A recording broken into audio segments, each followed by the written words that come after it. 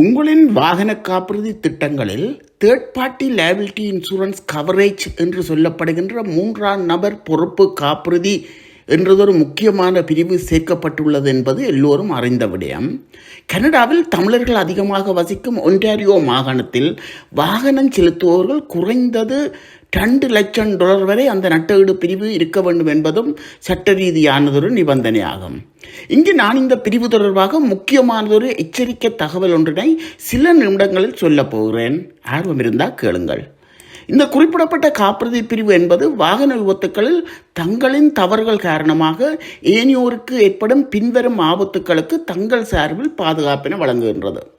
தங்களின் தவறால் மூன்றாம் நபருக்கு ஏற்படுத்தப்படும் உடல் காயங்கள், உயிரிழப்புகள், தங்களின் தவறால் மூன்றாம் நபரின் வாகனங்கள் மற்றும் உடைமைகளுக்கு ஏற்படும் பாதிப்புகள், தங்களின் தவறால் மூன்றாம் நபருக்கு ஏற்பட்ட உடனடி மருத்துவ செலவுகளின் மீள் வழங்கல்கள், தங்கள் சார்பில் ஆயராகும் வக்கீல்கள், புலனாய்வாளர்கள், இன்சூரன்ஸ் அட்ஜஸ்டர்ஸ் என்று சொல்லப்படுகின்ற காப்புறுதி மதிப்பீட்டாளர்கள் போன்றோரின் பணிகளுக்கான சட்ட ரீதியான செலவுகள், அதாவது வாகன விபத்துக்களில் தவறு என்ற தங்கள் பொறுப்பு காரணமாக ஏனையோருக்கு ஏற்படும் பாதிப்புகளுக்கும் அதனை கையாள்வதற்காக ஏற்படும் செலவுகளையும் உடன்படிக்கையில் குறிப்பிடப்பட்ட வரையறை தொகை வரை கம்பெனி நிவாரணமாக வழங்கும். இந்த குறிப்பிட்ட வாகன காப்புறுதி திட்டப்பிரிவு இருப்பதால் தாங்களின் நிம்மதி பெருமூச்சுடன் வாகனம் செலுத்தலாம். வாகனங்களோடு சம்பந்தமாக தங்களுக்கு எதிராக எவராது வழக்கு தொடர்ந்திருந்தாலும் அதனையும் காப்புறுதி கம்பெனியை பார்த்துக்கொள்ளும்.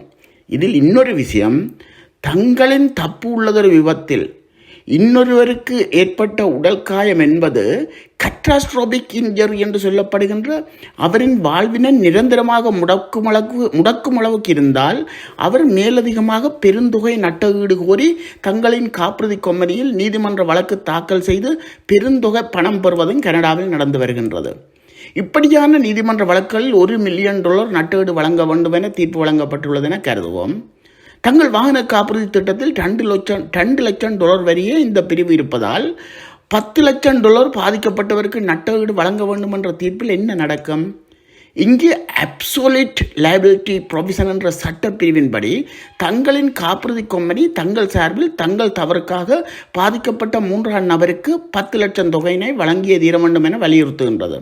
காப்புறுதி கம்பெனியினர் மீதமுள்ள அந்த தொகைகள் யாவற்றினையும் தங்கள் சார்பில் பாதிக்கப்பட்டவருக்கு வழங்கிவிட்டு அதனை தங்களிடமிருந்து சட்ட ரீதியாக அறவிட முயற்சிப்பார்கள். அந்த பணத்துக்காக சட்ட ரீதியாக தங்கள் வீடுகள் சொத்துக்களினையும் ஈடாக பிடிப்பார்கள். இந்த நிலைமை பலருக்கும் கனடாவில் நடந்துள்ளது என்பதனை இன்சூரன்ஸ் ஹாட்லைன் நியூஸ் என்று சொல்லப்படுகின்ற கனடாவின் காப்புறுதி செய்திகள் மூலம் அறிந்து கொள்ளலாம். எனவே இப்படியான ஒரு நிலைமைகள் ஏற்படாமல் இருக்க வேண்டுமானால் தீர்வு என்ன? தங்களின் வாகன காப்புறுதிகளில் இந்த லைபிலிட்டி கவரேஜ் என்று சொல்லப்படுகின்ற பொறுப்பு காப்புறுதி என்பதன் தொகையினை சற்று மேலதிக பணம் செலுத்தி குறைந்தது $2 மில்லியன் வரை வாகன காப்புறுதி உடன்படிக்கையில் வைத்திருக்க வேண்டும் என இன்சூரன்ஸ் பியூரோ ஆஃப் கனடா என்று சொல்லப்படுகின்ற கனடாவின் காப்புறுதி கம்பெனிகளினை பிரதிநிதித்துவம் செய்யும் அரசு நிறுவனம் வாகனம் செலுத்துவோர்களை வலியுறுத்துகின்றது. இங்கு இன்னும் ஒரு விடயத்தினை சொல்லியே ஆக வேண்டும். வாகனம் ஓட்டும் சாரதி அனுமதி பத்திரம் இல்லாத ஒருவரிடம் வாகனத்தினை ஓட்டுவதற்கு வழங்கி விபத்து நடந்தால், அல்லது தங்களின் சாரதி அனுமதி பத்திரம் புதுப்பிக்காத நிலைமை மற்றும் ரத்து செய்யப்பட்ட நிலைமையில் வாகனம் செலுத்தி விபத்து நடந்தால், அல்லது மது போதையில் வாகனம் செலுத்தி விபத்து நடந்தால், அல்லது சொந்த பாவனைக்கு உபயோகிக்கும் வாகனத்தினை ஏதாவது வர்த்தகத்துக்கு உபயோகிக்கும் போது விபத்து நடந்தால் காப்புறுதி கொடுப்பனவுகள் எவையுமே தங்களின் பாதிப்புகளுக்கு கிடைக்காது. மேற்குறிப்பிட்டப்பட்ட நிலைமைகளில் மூன்றாம் நபர் எவருக்காவது அவர்களின் உடலுக்கு அல்லது உடைமைகளுக்கு பாதிப்பு ஏற்பட்டால் மட்டும் தங்களின் காப்புறுதி கம்பெனி அதற்குரிய நட்டஈட்டினை வழங்கிவிட்டு அதனை சட்ட ரீதியாக தங்களிடம் அறவிட முயற்சிப்பார்கள். இப்படியான சந்தர்ப்பங்களினை எதிர்கொண்டவர்கள் வங்குரோத்து நிலைமைக்கு தள்ளப்பட்டவர்களும் உண்டு என்பதும் செய்திகளாக வெளிவந்துள்ளது.